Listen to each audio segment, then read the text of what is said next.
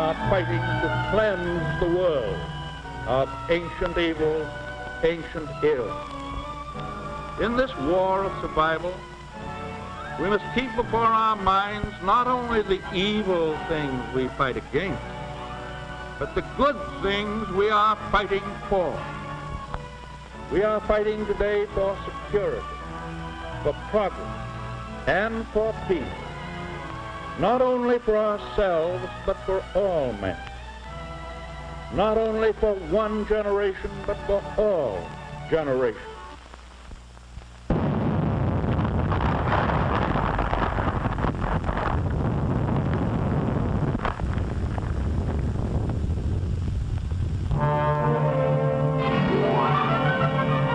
When reconversion got underway, pay envelopes were thinner.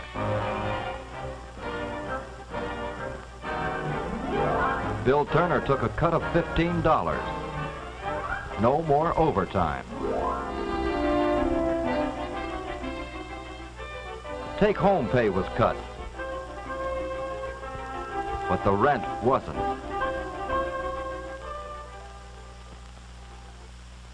Nor the price of shoes.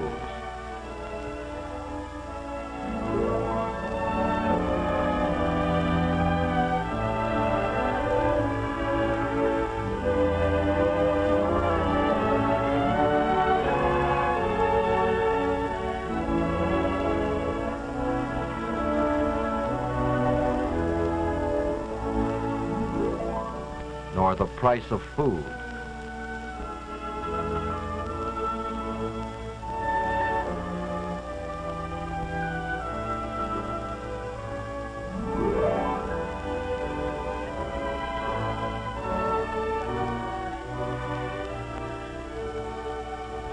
Bill thought of the promises made during the war of C.E. Wilson, president of General Electric. After the war is won, take-home pay on a 40-hour-a-week basis must eventually represent the higher levels of pay that now prevail. No, things weren't what Bill had hoped for. Roosevelt was gone, and his enemies were on hand to claim the victory. Pay cuts at home, oppression abroad. Bill didn't like it.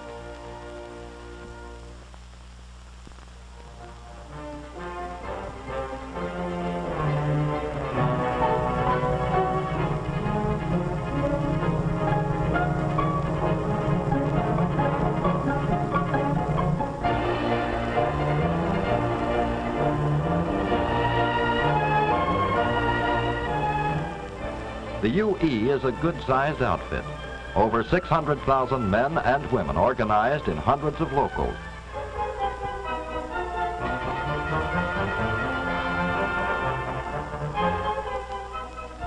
In Bill's local, the cut in take-home pay was on everybody's mind. Other locals felt the same way, and the union asked for an increase of $2 a day. The companies claimed they were unable to pay it unless price ceilings were hoisted. But UE had the facts. Let's take a look at a refrigerator that retailed at $169 in 1939. Here's where the money went. Raw materials and depreciation. Advertising. Distribution costs and profits. Manufacturer's profits. Against all this are the production labor costs, $17.40. Since 1939, the margin of profit had increased. OPA granted an increase of $7.77. The workers were producing more per hour and saving the company an estimated $3.66 per refrigerator. The UE demand of $2 a day would only mean $4.35 more in labor costs. Even with this increase, the Federal Trade Commission estimated that in the first year of full production, profits on refrigerators would be nearly $7 million more than in 1939. Furthermore, the companies were in possession of tremendous wartime profits. No, prices did not have to go up. except for the greed of the companies. Another company propaganda angle was that wage increases would cause inflation because the workers, with their war bonds, would have too much money. Here again, UE had the facts. A government survey tells the truth about which families have what savings.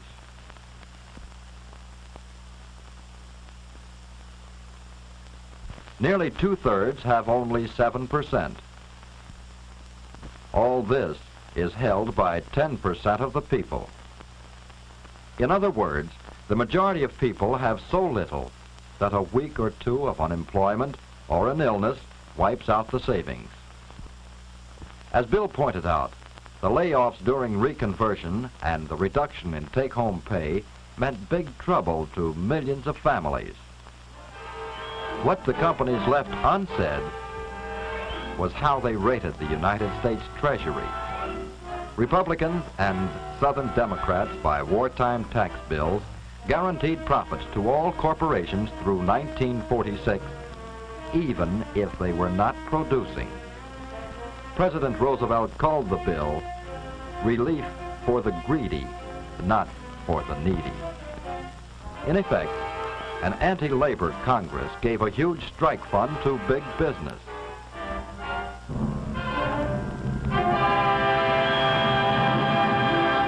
No wonder UE President Fitzgerald had to report no progress on his wage negotiations.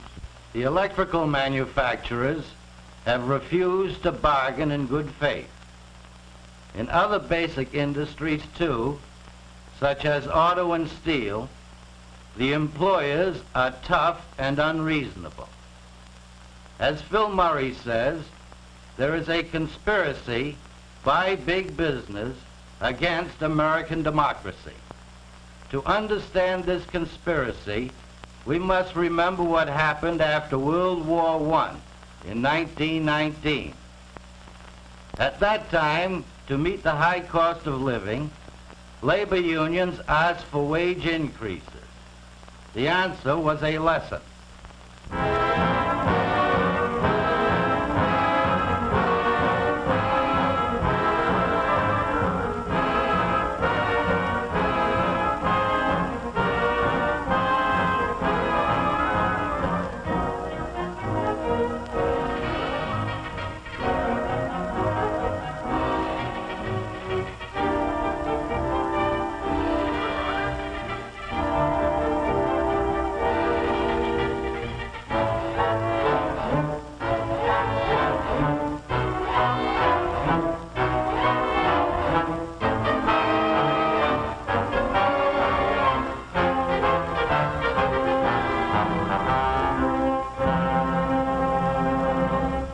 Employers mobilized the full power of the government against the unions.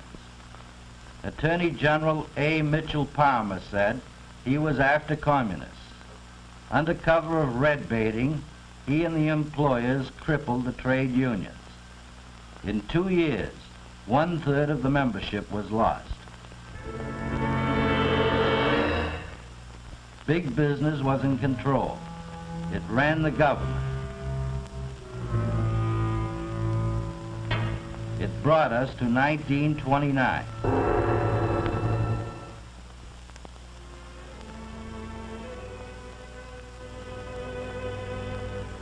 To this, and this, and this.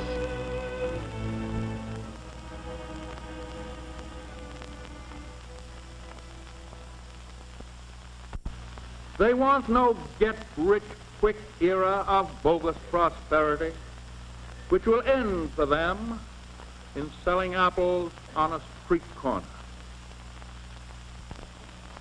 Roosevelt is dead and a reactionary Congress has taken over. Big business thinks it can repeat 1919. We in the CIO want industrial peace.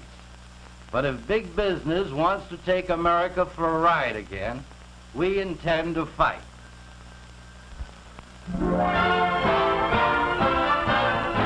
Bill Turner voted to strike. one of the ballots that rolled up a majority of 83% in favor of action. The locals voted to fight for food and clothing and rent against the company's drive for undue profits and fatter dividends. The company's greed can only be realized by knowing all the facts about them. Here's what Bill and the UE were up against. The plant where Bill worked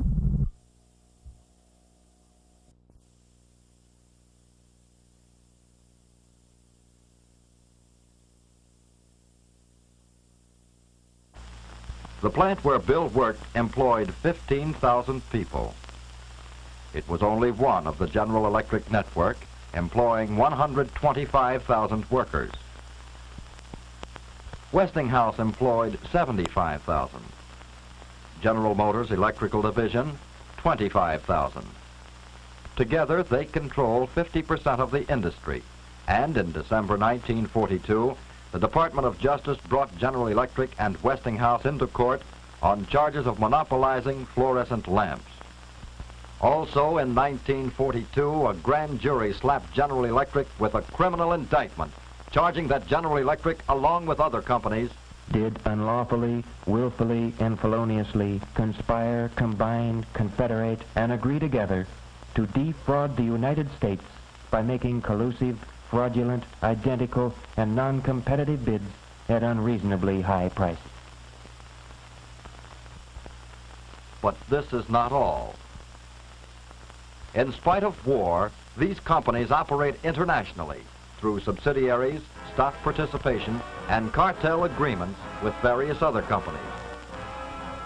IG Farben Industrie, Allgemeine Elektrizitätsgesellschaft, Siemens Schuckenwerke, Siemens Halske, Opel, Fried Group Antigesellschaft, Tokyo Shibaura, Mitsubishi Electrical Engineering Company, Westinghouse Electric Company of Japan, Compagnia Generale di Elettricità, Magrini Società Anonima, and many more all over the world. Internationally, as well as nationally, profit, big profit, is the battle cry. A General Electric Group agreement sent the price of tungsten carbide from $50 a pound to $453 a pound. This monopoly price kept production low. The United States government cracked down with a criminal indictment. But the damage had been done. Tungsten carbide was one of the great bottlenecks in war production.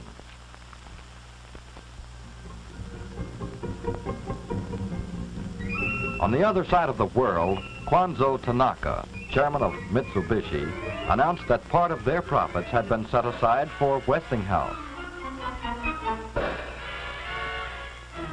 Where did this money come from?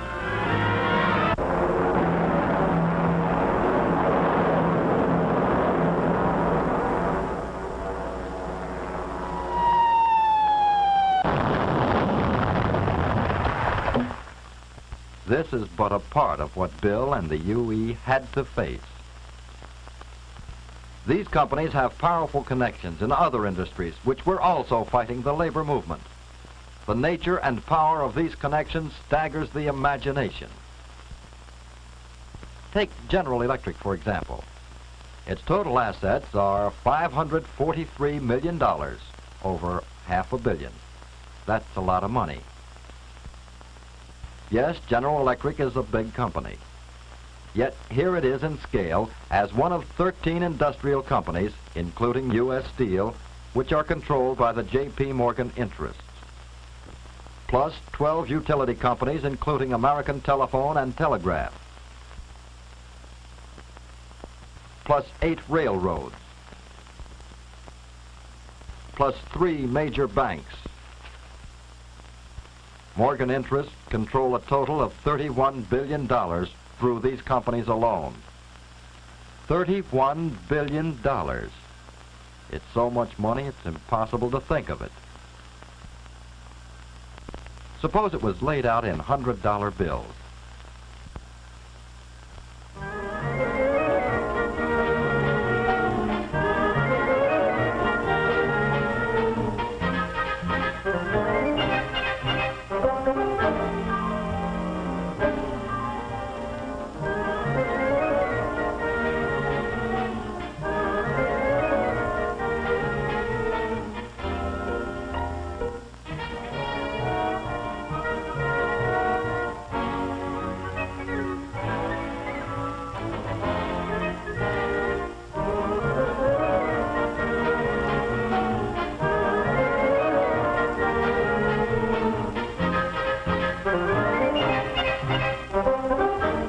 By the end of a block of, say, 400 feet, you could pick up $78,000 in about 15 minutes.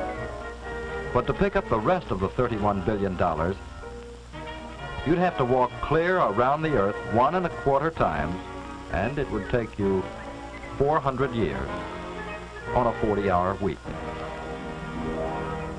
Yes, the Morgan Group is powerful. It took the power of the United States government even to find out these facts.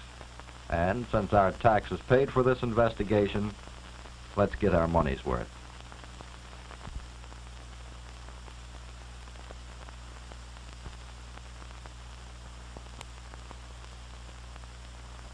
Morgan is the largest group. Then there is the strong Kuhn-Loeb group. The Mellon interests, which have Westinghouse. DuPont with General Motors. And then there is Rockefeller. And 3 other groups, making up a grand total of some $82 billion assets in 1945, exclusive of government-owned plants, which they are now busy buying up cheap. These assets represent control over plants, railways, banks, and most important of all, jobs. 8 groups dispose of over 30% of all the assets in the United States. These 8 groups operate through a screen of 106 corporations, and some idea of their power can be had by seeing in scale how many firms own the rest.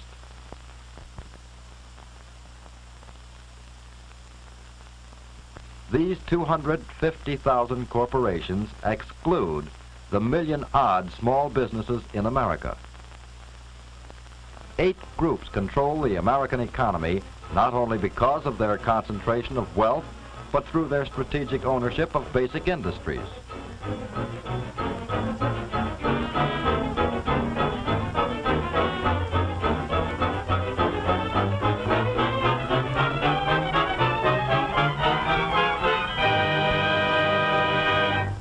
Every consumer and every businessman in America hands over a percentage of their earnings to these 8 groups, often without knowing it.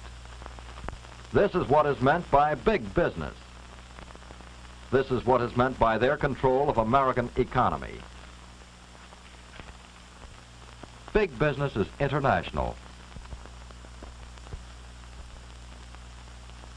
There were similar groups in Germany, Japan, Italy, England, France, Holland, Belgium, Spain, and smaller countries. Through colonial rule or subservient governments, they control raw materials and markets in most of the world. This is the big league in world business. Its name is imperialism. It leads to war, as Hitler's story shows. For Hitler had a dream that his big business should dominate the world. He called his dream the New Order. Foreign big business was weakened during the war, and today American big business is the strongest. And they have a dream to dominate the world. They call their dream the American century. The American century means the century of big business instead of the century of the common people. No, things weren't what Bill had hoped for, in more ways than one.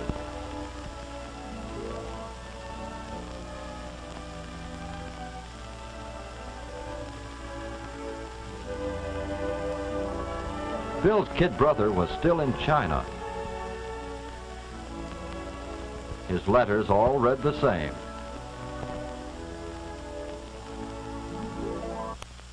I'm fed up with this mess. We're still training the Chinese. Thought the war was over. This place gives me the creeps. Kids hang around our garbage cans, waiting for us to clean our plates, while their own government big shots take their cut of UNRWA supplies. What a deal. What goes on here? Bill was wondering too. He believed in the war as a great struggle against the enemies of the common people, But he was finding out now that not all his enemies were on the Axis side. Strange facts about the war were coming out. In 1942, we wanted to land in France. But Churchill pressed for a campaign in Italy to save Britain's interests in the Mediterranean. Still playing power politics, he pulled troops out of Italy and sent them off to Greece to fight on the king's side against the people. Diversion of 8th Army units to meet the political crisis in Greece disrupted our plans.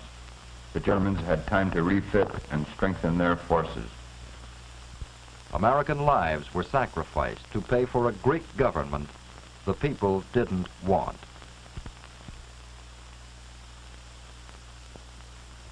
All this apparently seems quite normal to Congress. Roosevelt's old enemies are again making government policy. They are the friends of big business, the men who believe in atomic diplomacy. The president himself shared the platform at an American university with Winston Churchill when he called for an Anglo-American alliance against Russia. Is this what millions of men died for?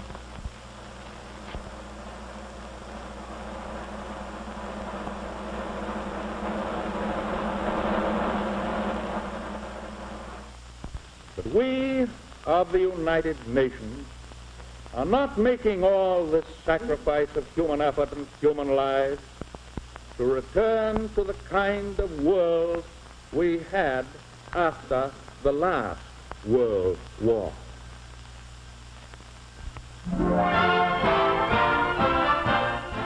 When Bill walked on the picket line the morning of January 15th, he was fighting for the decent standard of living that Roosevelt had pledged in the Economic Bill of Rights. The right to a job, to food and clothing, to fair prices, to protection against monopolies, the right to a decent home, medical care, a good education, the right to economic security. Bill fought for this new Bill of Rights as part of a mighty CIO struggle against the economic royalists. At the National Labor Management Conference, CIO President Philip Murray had sought tenaciously for recognition of the need for wage increases and of price control. Within a week, 1.5 million CIO workers were on strike. Auto, steel, packers, communications, farm equipment, all fighting for a decent America. Lynn, Massachusetts, Ontario, California, Fairmont, West Virginia, Fort Wayne, Indiana, Jersey City, Detroit, Pittsburgh, Schenectady, Philadelphia, plant after plant, town after town, from coast to coast, the picket lines grew. Big lines and little. The machinery of strike committees functioned like clockwork, and the UE strike was solid 100%. In bitter January weather, there was fire for cold hands and feet, hot coffee and hot food for weary union fighters. The support of the strike was magnificent.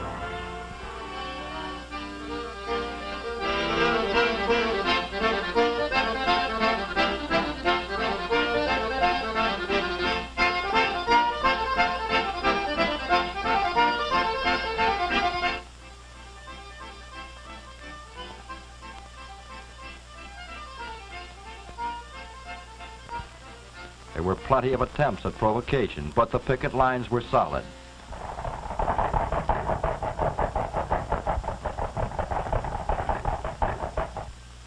The most significant phase of the UE strike was the tremendous community support it received.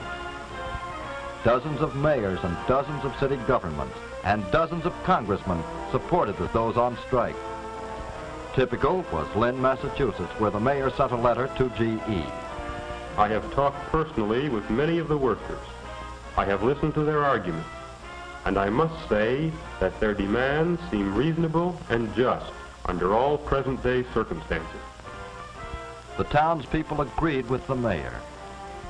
Druggist Flaherty offered free medicines. The shoemaker offered shoe repairs. In fact, the whole community pitched in. This was something new for a GE town. Adequate buying power is necessary to sustain the business life of the community. to enable property owners to pay taxes, to enable a city to conduct its municipal government on the basis of solvency and service. The interests of the community and the interests of the workers were one. The justice of the union position was obvious. The companies could not conceal the truth. The union waged one of the greatest publicity campaigns in trade union history.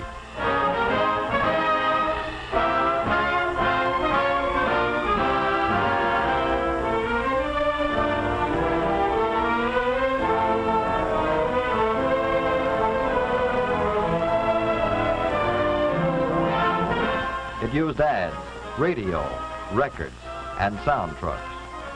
The UE beat the companies at their own game. The people could not be divided. The union could not be isolated. Its strike machinery stood up, and Jim Matley's national director of organization for once was satisfied. When the companies failed to isolate us from the communities, they tried to smash us by the use of injunctions. Injunctions is the most reactionary weapon used by employers to break a strike. They have been repudiated by the American people and by Congress through the Norris LaGuardia Act. But employers use the injunctions to mobilize the police power of the state to undermine and break a strike. Even the Army and the Navy has been used for the purpose of breaking strike. An injunction is an illegitimate offspring of an undemocratic government and a reactionary employer in the name of law and order. It leads to violence, as in the case of Philadelphia. In Philadelphia on March 1st, an ominous concentration of police shadowed the peaceful picketing and parading of UE members. An injunction had been granted against picketing. The company thought it had won a major step towards breaking the strike. UE locals in Philadelphia and Camden organized a protest parade, an orderly parade, headed by their country's flag, in the hands of a veteran of the German campaign. To the tune of the Star-Spangled Banner, while everyone stood at attention.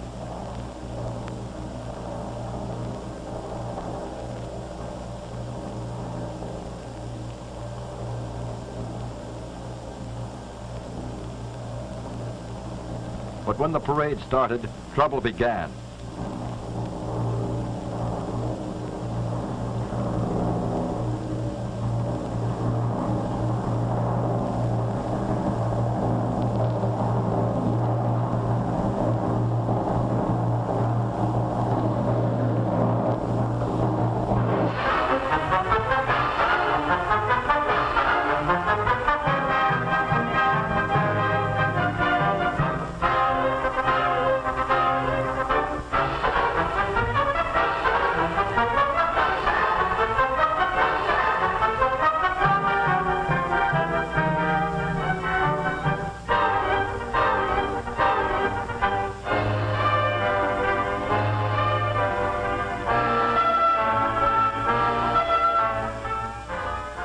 The flag was torn from the hands of the veteran.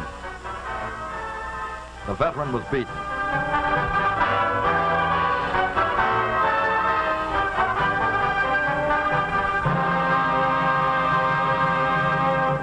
It was said later, in excuse, that the police lost their heads.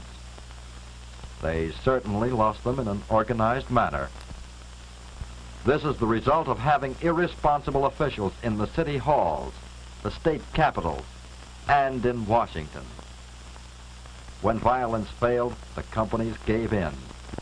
Big business was stopped. The strikes were won and the contracts were safe in the hands of Secretary-Treasurer Julius Emspach. Yes, big business was stopped. With the CIO in the forefront, labor and the people won the first round. But big business is not giving up. It is starting a new offensive.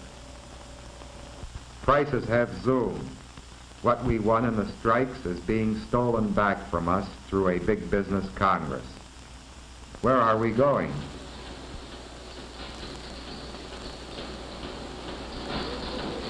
Well, you know what a company town looks like.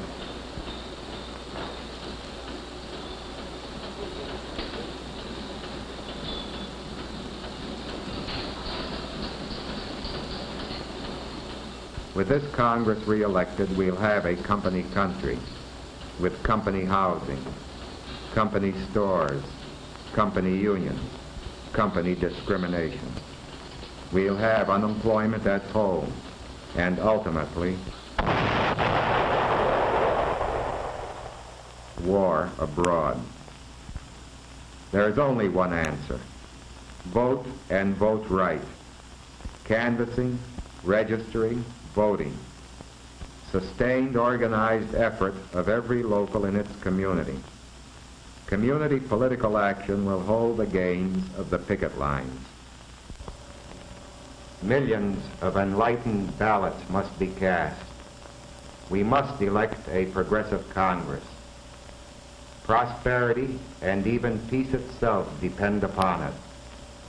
But behind each ballot is a person, a woman, a man.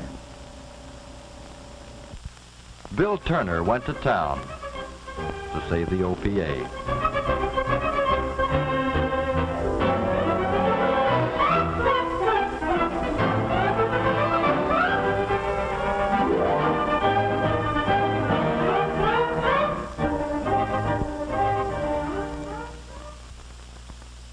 It was little help.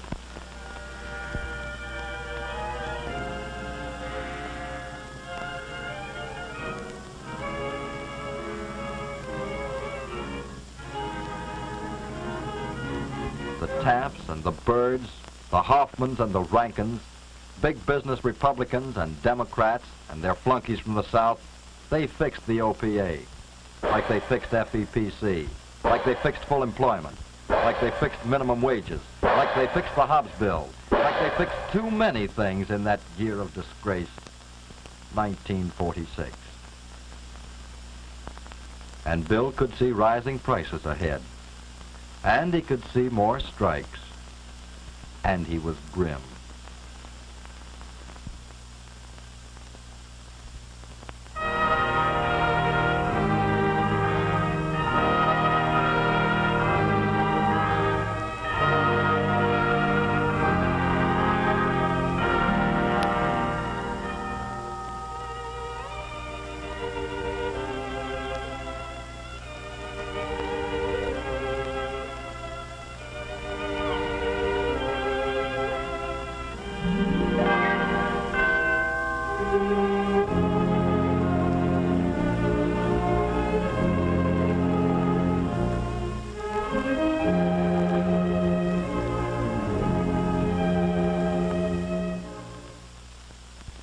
That this nation under God shall have a new birth of freedom, and that the government of the people, by the people, and for the people, shall not perish from the earth.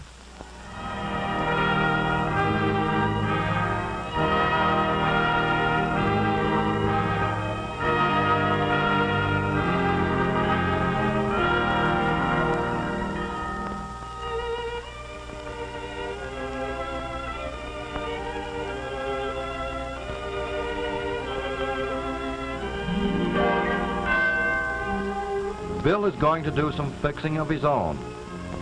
He smells November coming. He even smells the date. November 5th.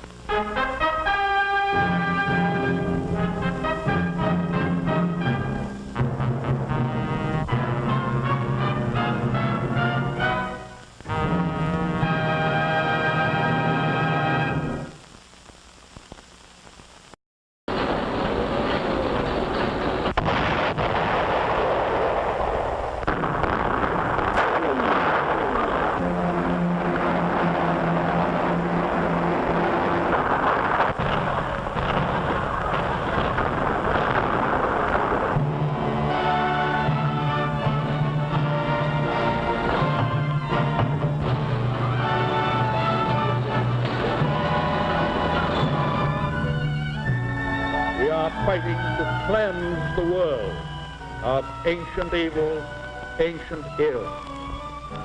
In this war of survival, we must keep before our minds not only the evil things we fight against, but the good things we are fighting for.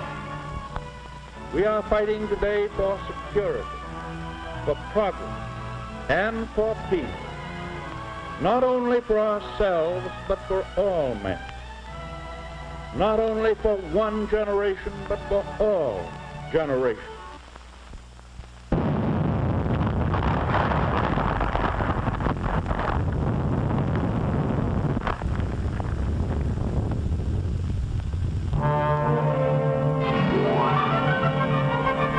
Week basis must eventually represent the higher levels of pay that now prevail.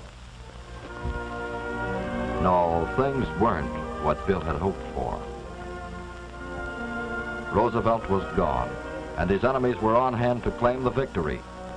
Pay cuts at home, oppression abroad. Bill didn't like it.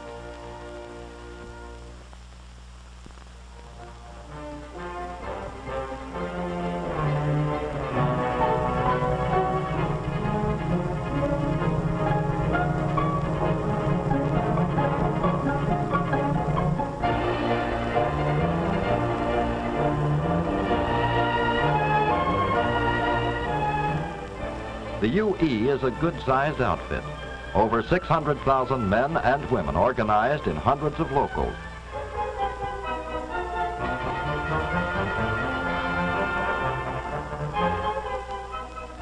In Bill's local, the cut in take-home pay was on everybody's mind. Other locals felt the same way, and the union asked for an increase of $2 a day. The companies claimed they were unable to pay it unless price ceilings were hoisted. But UE had the facts. Let's take a look at a refrigerator that retailed at $169 in 1939. Here's where the money went. Raw materials and depreciation. Advertising. Distribution costs and profits. Manufacturers' profits. Against all this are the production labor costs, $17.40. Since 1939, the margin of profit had increased. OPA granted an increase of $7.77. The workers were producing more per hour and saving the company an estimated $3.66 per refrigerator. The UE demand of $2 a day would only mean $4.35 more in labor costs. Even with this increase, the Federal Trade Commission estimated that in the first year of full production, profits on refrigerators would be nearly $7 million more than in 1939. Furthermore, the companies were in possession of tremendous wartime profits. No, prices did not have to go up, except for the greed of the companies. Another company propaganda angle was that wage increases would cause inflation because the workers, with their war bonds, would have too much money. Here again, UE had the facts. A government survey tells the truth about which families have what savings.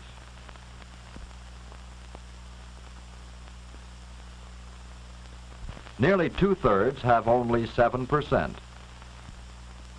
All this is held by 10% of the people.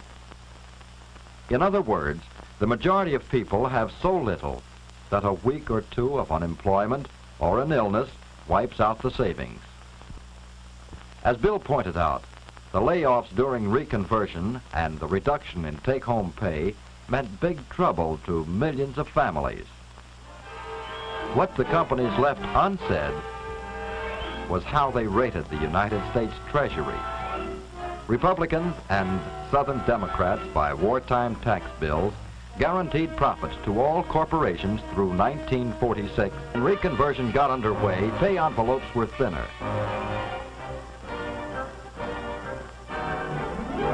Bill Turner took a cut of $15. No more overtime. Take-home pay was cut, but the rent wasn't.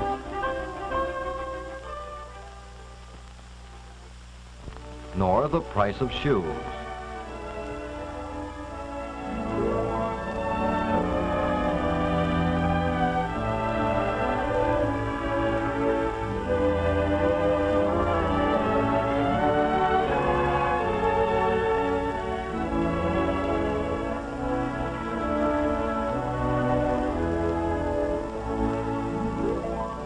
Nor the price of food.